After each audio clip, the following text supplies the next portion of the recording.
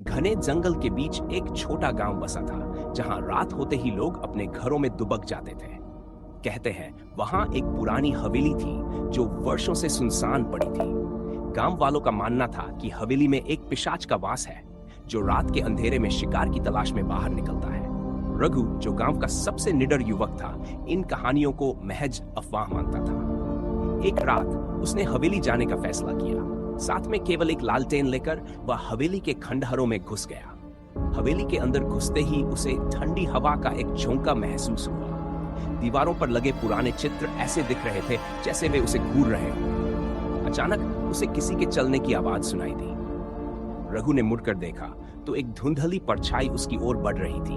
उसकी आंखें चमक रही थीं और चेहरे पर भयानक मुस्कान थी। रघु के पैर कांपने लगे। वह भागने की कोशिश करने लगा, लेकिन उसके पैर जड़ हो गए थे। वह परछाई अब उसके बहुत करीब आ चुकी थी। तभी अचानक उसकी लालटेन बुझ गई और अंधेरे में एक चीख गूंजी। फिर सब शांत हो गया। सुबह होने पर रघु का कोई नामो निशान नहीं मिला। गांव वाले अब भी उस हवेली की ओर देखने से भी डरते थे।